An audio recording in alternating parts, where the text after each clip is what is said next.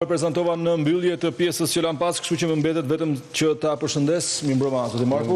Si gjithmonë kur flasim së bashku. Tani sot ka patur një reagim në mbledhjen e grupit parlamentar të Partisë Socialiste nga kryeministri i Shqipërisë Edi Rama, i ndarë në 3 pika, duke deklaruar se fillimisht nuk ka nevojë që Këshilli i Mandateve dhe Imuniteteve të ketë një diskutim me një shpejtësi, po themi të madhe, për kërkesën e SPAK-ut për të hequr imunitetin dhe për pasojë përcaktuar një masë arresti ndaj zëvendës kryeministres dhe ministres së infrastrukturës Belinda Balluku, dhe nga ana tjetër thotë ne do të ndërhyjmë në legjislacion për të zgjidhur ngërçin pas qendrimit të gjykatës kushtetuese për zëvendës kryeministrin, që 4 vota ishin pro qeverisë, 4 vota kundër, duke bërë që kërkesa të rrëzohet dhe më pas zonja Balluku të pezullohet. Si pat gjitha këto zhvillime bashkë me reagimin e sotëm të kryeministrit? Mendoj që pritesh një reagim i tillë, nuk pritesh një vendim i tillë i gjykatës kushtetuese. Nuk pritesh një vendim i tillë? Jo.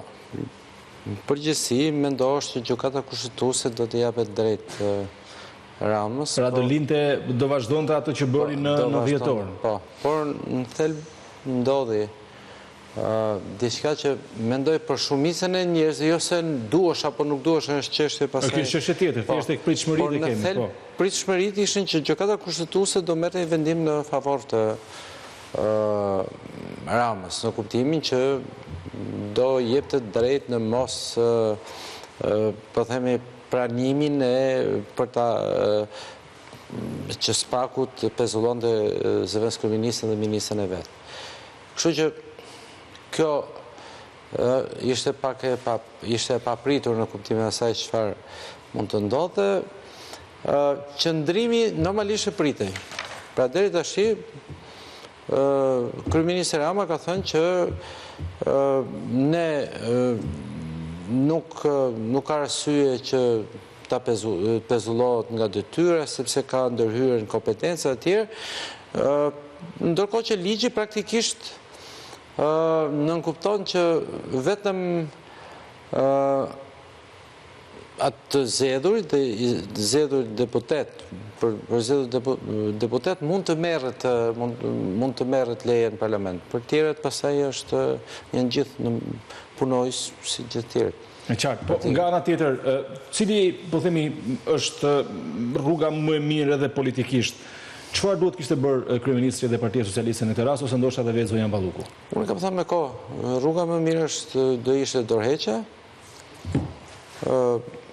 vazhdimi i hetimeve dhe në fund pastaj siç ka ndodhur në gjitha rastet, pra nuk është një gjë normale që jenë hetim, jep dorëheqjen, pastaj në momentin që shpallet vendimi, mund të shpallesh i pafajshëm, mund të shpallesh fajtor, është gjë më normale, mendoj që është t'japësh dorëheqjen.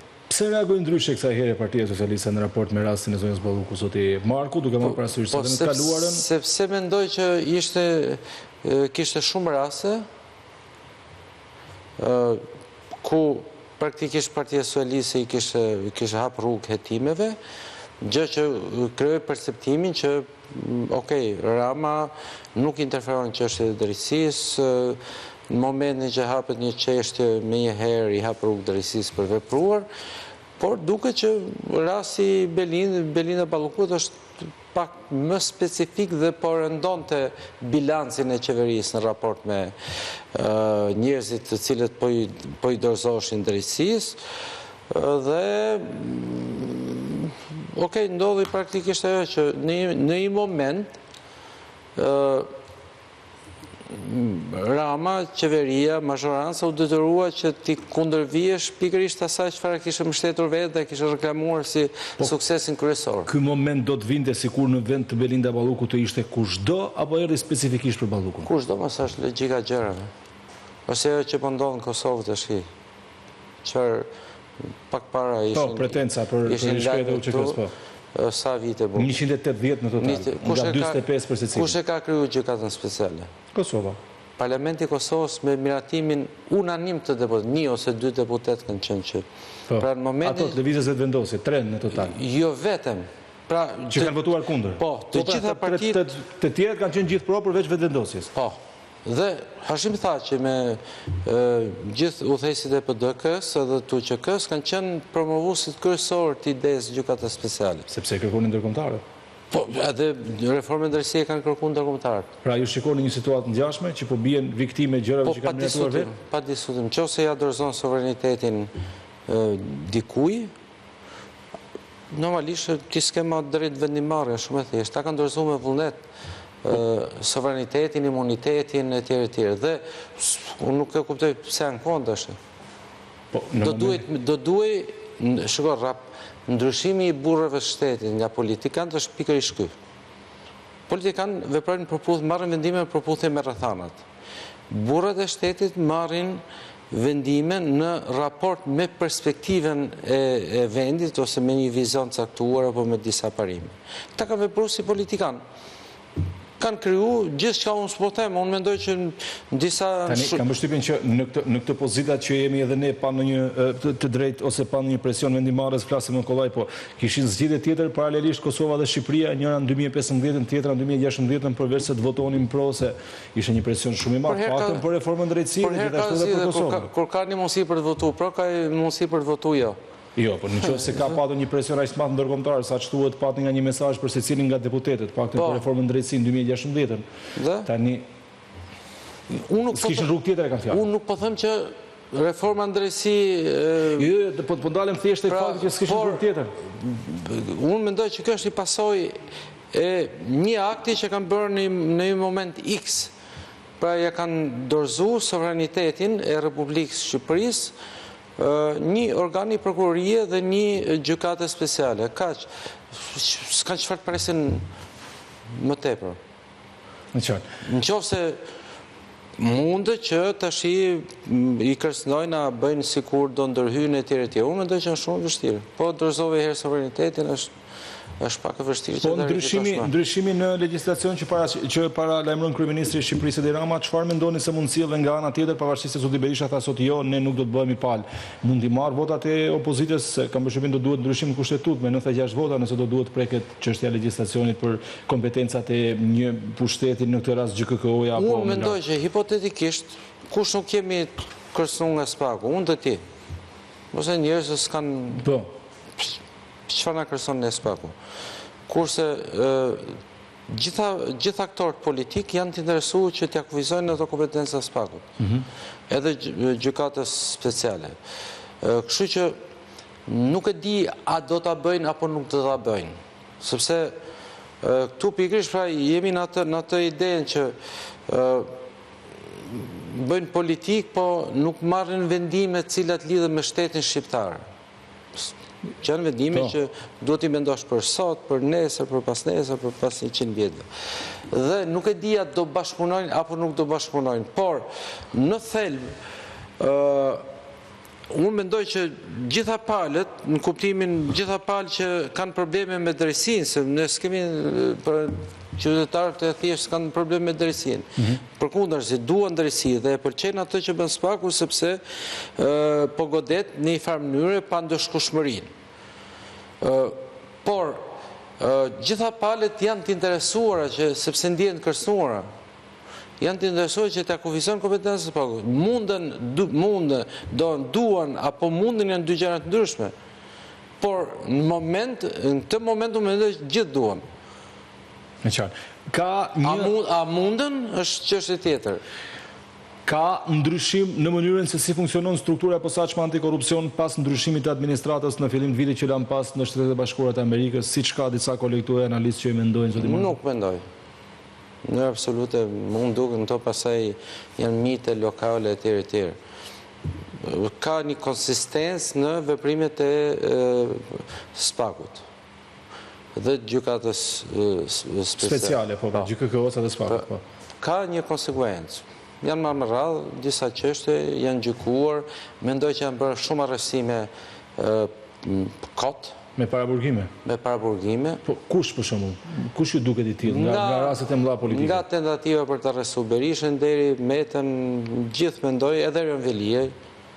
Nesër bën një vit në paraburgime. Mund ta fusish, se kjo është drejtësi, mund duket antikoncepti i drejtësisë. Pra, ti e merr një herë, e fut në burg, pastaj provat do të gjej rrugës. Do t'i gjesh provat. Ti duhet t'i kesh provat. Provat do t'i dërgosh në gjykatë, po s'mundet që prokuroria merr tjetrin për t'i gjetë provat në burg. Në momentin që dikush arrestohet ose paraburgoset, gjykojnë. Justifikimi që rrezikon të prish provat profesor se një pjesë e madhe e këtyre kanë qenë funksionarë të cilët nesërmen në zyrë sipas pakut mund të prishin provat për cilat po hetoheshin. Pra, është justifikimi mjaftueshëm për t'i arrestuar për faktin se janë me qenë se nuk dorëhiqen vetë kur janë në hetim dhe me qenë se nuk kanë nga forca politike një vullnet për t'i larguar e vetë një mënyrë mbetet kjo? Është një justifikim juridik, patjetër. Pra, arrestim paraburgimi është një dhe ka sens. Por jo në gjitha rastet.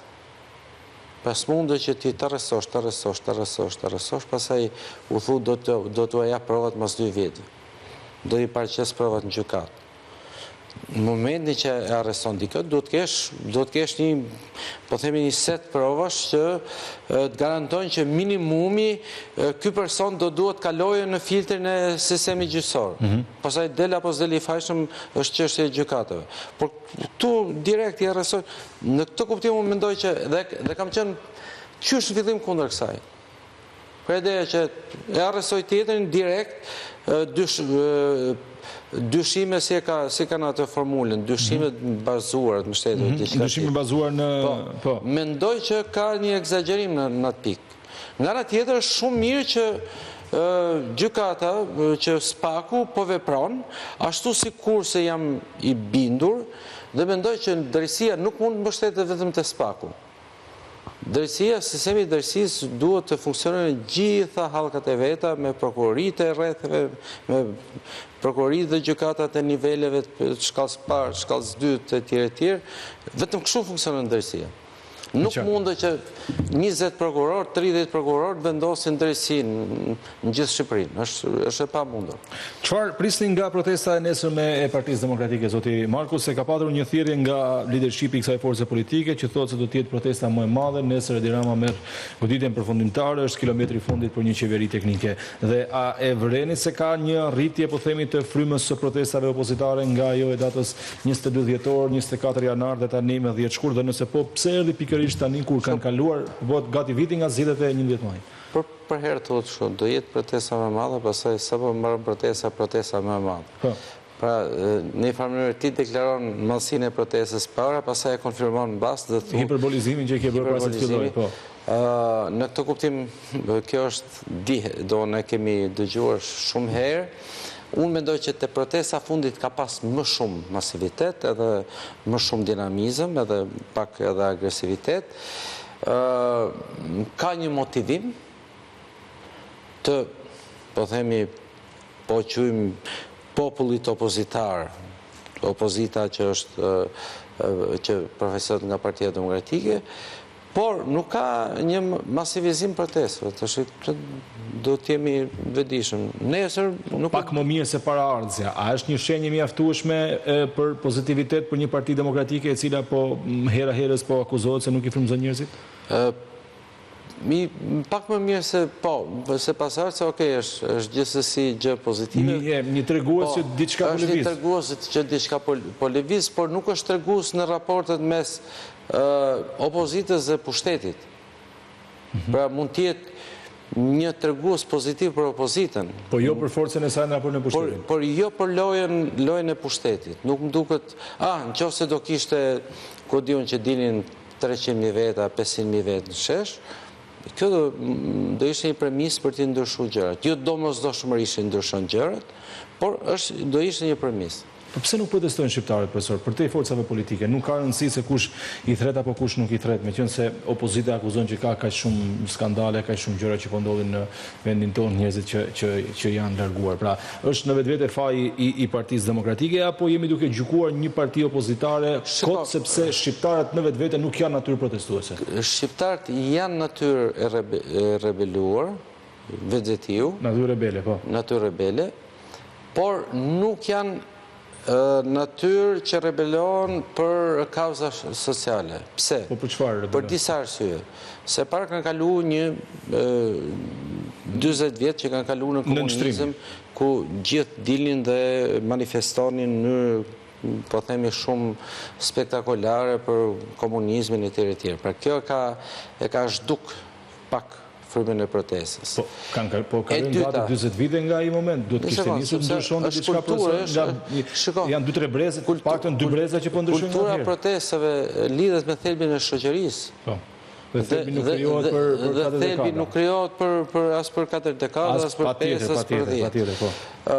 Pastaj, protestat u kanalizuan politikisht.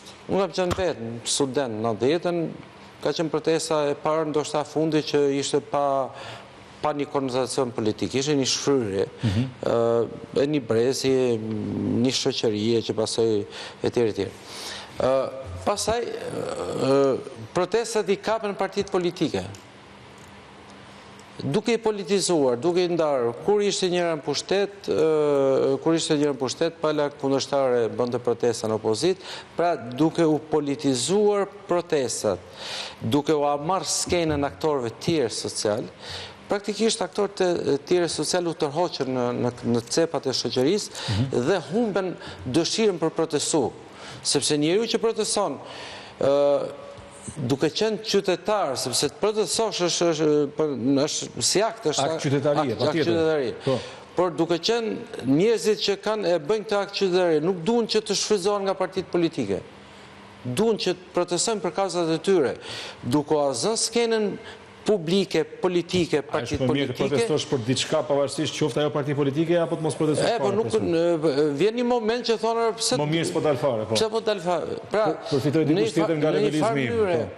Natyrën protestuese të shoqërisë shqiptare në tërësi e ka sabotuar partitë politike mas 90-s.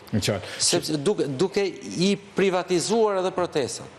Si që kanë privatizuar skenën politike, si që kanë ndarë me 2 shoqërinë duke i shndruar partitë politike në 2 pjesë në një sistemi jo demokratik, se vetë partitë janë jo demokratike. Patjetër, përderisa ne themi pse s'kemi demokraci. Po si mund të kesh demokraci kur partitë janë jo demokratike, kur nuk votohet, kur nuk diskutohet, kur nuk ashtu. Dhe të gjitha këto që bëjnë sistemin janë jo demokratike. Si mund të prodhojnë një sistem demokratik? Se ne këtë mendojmë. Pra këto e kanë zaptu, po themi, gjithë hapësirën publike, politike, etj.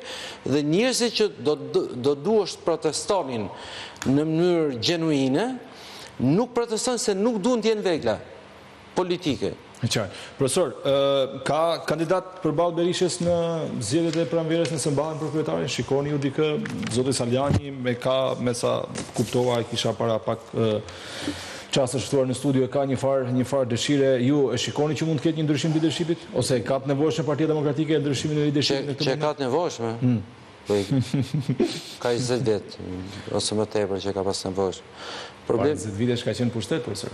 Po nuk ka rëndësi, nevoja për ndryshim.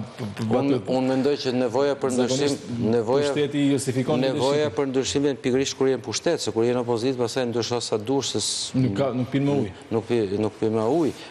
Ndryshon sa jenë pushtetit mos u mbashësh pushtetin. Po. Ose ndryshon pushtet që ti jesh dijetos kur bën opozitën. Se ka disa lloj ndryshime. Patjetër, po. Mendoj që patjetër që koha, mendoj që për ndryshim ka qenë me kohë, Partia Demokratike ka humbur shumë kohë në këtë drejtim, nuk ka bërë ndryshimin dhe për këtë arsye është në këtë gjendje që është. Problemi është se ne jemi tashmë jemi në një situatë ku kërkohet ndryshim, ka disa elemente aty që po lëvizin, Saljani në rastin konkret, por pa dashti dekurajë, se shpeshherë thuhet nuk fitojnë dhe në një farë mënyrë bëjmë lojën atyre që duan që të mos qëndrojë aty situata. Elementeve të mos ndryshimit. Por duke e pa situatë në mënyrë pragmatike, unë mendoj që Berisha do jetë prapë, nëse do jetë prapë kryetari i Partisë Demokratike. Pse? Dhe ju dyshoni që do? Jo, nuk dyshoj fare. Nuk dyshoj fare, po problemi është që sepse kemi një provë. Berisha nuk e kishte Partinë Demokratike Lulzim Basha, ndërmori një lëvizje dhe duke e pas pushtetin Basha, mërë në PD-s, ai spostoi Bashën dhe erdhi vetë. Imagjino kur e ka tani vetë. Tash si mundet që një faktor X të vijë aty dhe ta heqë atë? Janë humbur një 3-4 palë zgjedhje që nga 2021. Po janë humbur 30 palë zgjedhje nga 90-ta. Nga 91 janë humbur pafundësisht zgjedhje. Kush ka dhënë llogari për humbjen e zgjedhjeve në Shqipëri? Askush. Nuk është argument politik mbrana partive politike shqiptare. Por herë fajin e ka kundërshtari, ka ndodhur kjo, ka ndodhur ajo, është shumë e thjeshtë për të argumentuar tek militantët që unë s'kam faj, po fajin e ka bota, është shumë e thjeshtë. Dhe fajtori është kundër atij që do të shpall fajtor atë që ka humbur zgjedhjet. Është qartë. Profesor, shumë faleminderit që ishe me ne, gjithmonë kënaqësi.